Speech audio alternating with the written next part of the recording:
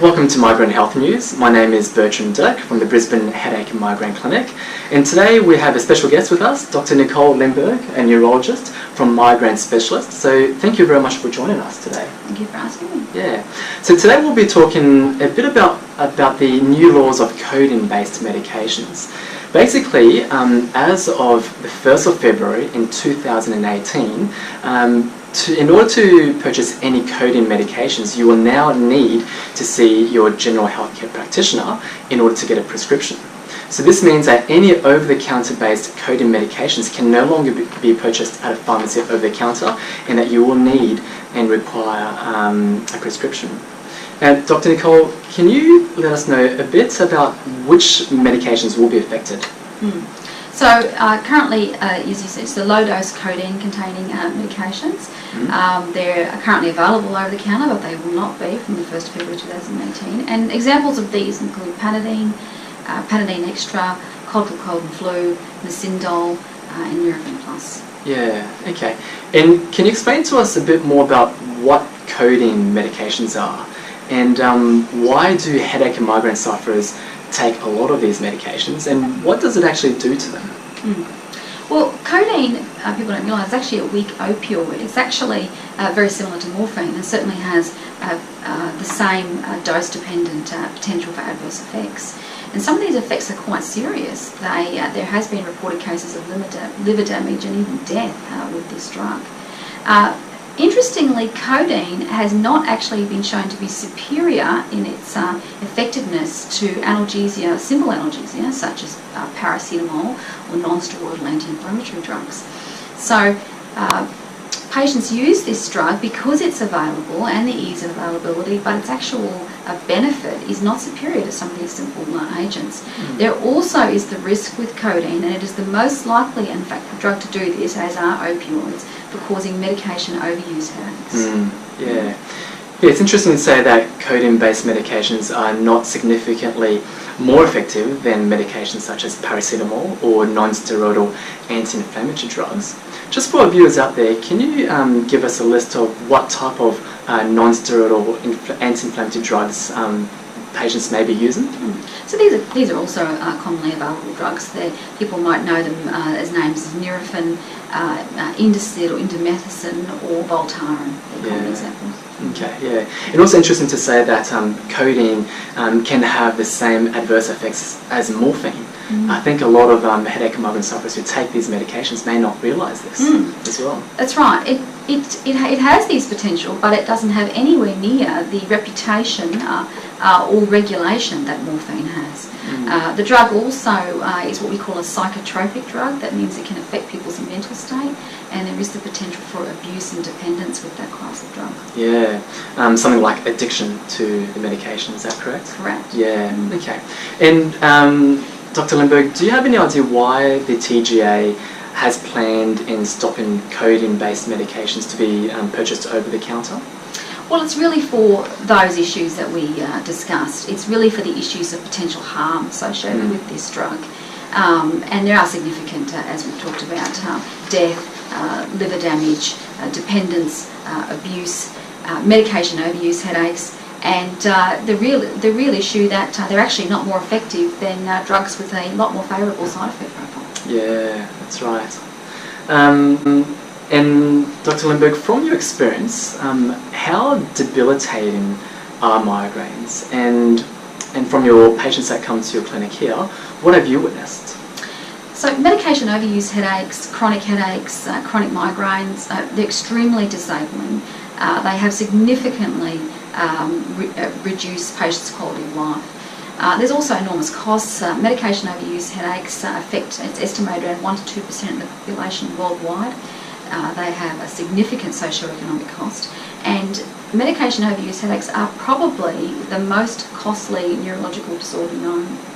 Yeah, and so I guess it's important to stress how debilitating medication overuse headaches are. The recent research shows medication overuse headache is ranked as the 18th highest cause of disability in the world.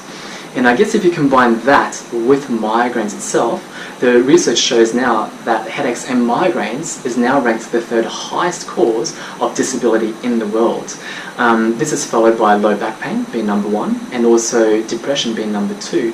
So it is quite debilitating, isn't it? Absolutely. Yeah, and I guess we also see, just in general, with migraine sufferers as well, from our clinic we see many patients, they just can't sustain work anymore. They either have to resign work or they get fired because they have taken so much sick leave. Also things like marital breakdowns as well. Just cannot socialise with their family and friends anymore. Have you witnessed this? Absolutely, and that's that real socio-economic cost that we talk about with that these patients suffer. Yeah. And so do you think the new laws, do you think this is a good move by the TGA in terms of stopping codeine-based medications to be purchased over the counter? Well, absolutely, in that we do feel that, as we've discussed, that this codeine has these significant health issues, but additionally there's the opportunity for patients now to be able to come to their GP and commence a discussion about a migraine treatment plan. So GPs will have an opportunity to put this in place. They also have an opportunity to have a discussion with their patients, identifying patients who are overusing analgesics, and also those who are at risk for increasing the requirements of analgesics. So yeah, overall we think it's a good thing. Yeah. And from our experience as well, we often see our patients come in and they seem to be over-medicating themselves with a lot of medications, a lot more than what the prescription allows for. But also we often find that at times doctors may be prescribing maybe the wrong medication. Have you found this at all with your patients as well? Completely, yeah. I mean, frequent use of painkillers for a headache is really a red flag that there is not an appropriate headache management strategy in place for a primary headache disorder. And again, this new law, we hope, will allow for an opportunity for patients to present to general practitioners and then commence that discussion. It's an opportunity for GPs to put a management strategy in place, and also to identify patients who are at risk for overusing the medications, the acute medications to treat their pain.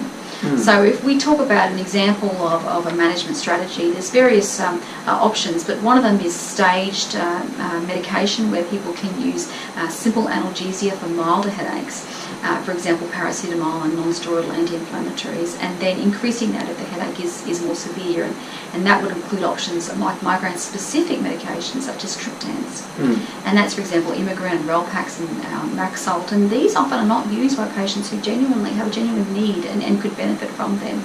There also is a situation where a lot of patients are not on migraine preventative medications, and they would be well served or treated with these.